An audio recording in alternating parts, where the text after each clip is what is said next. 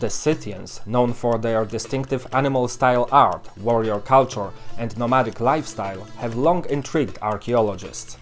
They were renowned for their horse-riding abilities, which allowed them to traverse and dominate vast territories across Eurasia.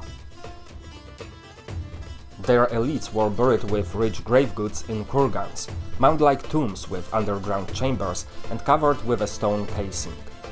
Some ancient accounts claim that their burial ceremonies involved rather gruesome practices. Recent discoveries at a Scythian royal tomb in southern Siberia shed light on these dark rituals.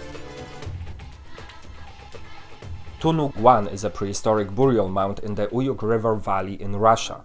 It dates back to the late 9th century BC and is one of the oldest and largest kurgans in the Eurasian steppes. Archaeologists have been excavating the site for 7 years now, and just recently they announced they found evidence of one of the most striking aspects of early Scythian funerary practices: the ritual sacrifice of horses and humans. The burial mound contained the remains of at least 18 horses alongside scattered human bones. The arrangement of the bones on top of the mound mirrors the 5th century Scythian royal burial description by the Greek historian Herodotus, who noted that horse and human sacrifices were part of elite funerals. Let's listen to what he had to say about this horrid ritual.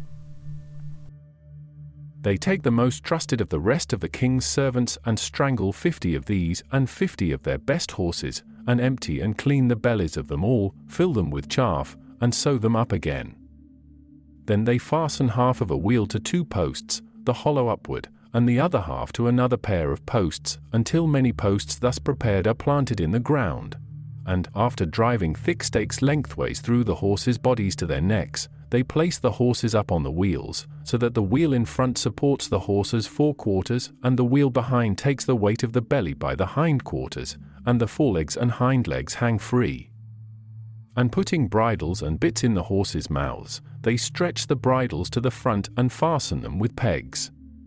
Then they take each one of the 50 strangled young men and mount him on the horse. Their way of doing it is to drive an upright stake through each body, passing up alongside the spine to the neck, leaving enough of the stake projecting below to be fixed in a hole made in the other stake, which passes through the horse. So having set horsemen of this fashion around the tomb, they ride away. Gino Caspari, senior author of the study from the Max Planck Institute of Geoanthropology and the University of Bern, stated that these findings connect written accounts with physical evidence spanning thousands of kilometers across the Eurasian steppes. 3 clusters of horse bones were discovered atop clay architecture but beneath the stone layer of the tumulus, suggesting they were placed after the mound was built but before the stone casing was added. The distribution of horse and human remains appears to correspond with underlying trapezoidal compartments within the mound, divided by both wooden beam structures and clay architecture. More bones are likely buried beyond the excavated area.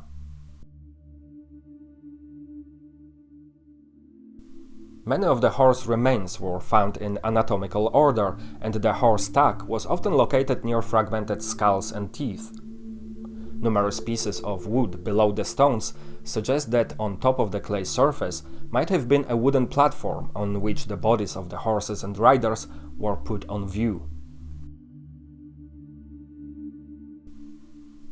Caspari believes this tableau of sacrificed humans and valuable animals was a display of power. While we can't be sure about its exact meaning, imagine riding across the steppes and stumbling upon such an arrangement of rotting corpses.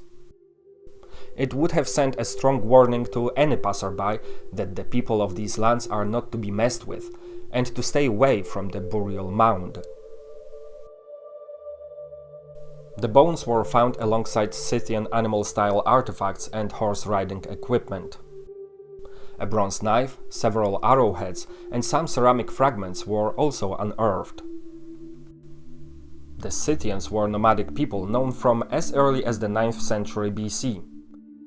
They were feared and admired for their prowess in war and, in particular, for their horsemanship.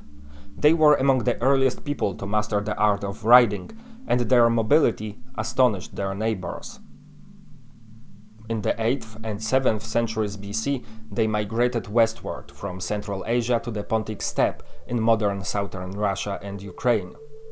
Eventually they ruled a vast empire reaching deep into West Asia before being pushed back into the Pontic steppe in the 6th century BC. By the 3rd century AD, remnants of Scythian culture had largely been assimilated by other populations moving into the region. The presence of Scythian-style burials as far east as the Tuva Republic indicates their origins lie in the eastern Eurasian steppes. Furthermore, the burial also shares many similarities with examples from late Bronze Age in Mongolia. This suggests that parts of the Scythians' funerary rituals originate even further east and south. In Tuva, the material culture and practices are reshaped, becoming one of the first known examples of the Scythian triad, the combination of animal-style art, weapons, and horse gear, widespread on the Eurasian steppes in the 1st millennium BC. Tunug I is part of a massive burial site known as the Valley of the Kings of Tuva. In the vast valley of the Uyuk River, there are 1,000 large earthen or stone-built mounds. The most famous burial kurgans, Arzan I and Arzan II, have already been studied in detail. Their treasures are on display at the National Museum of the Republic of Tuva. The artifacts found at Tunug I will also be transferred to the museum for further analysis. If you enjoyed this video, be sure to like and subscribe. And if you're still here, you might as well check out my video on the first battle in Europe or an ancient Roman cap made with nanotechnology. See you next time.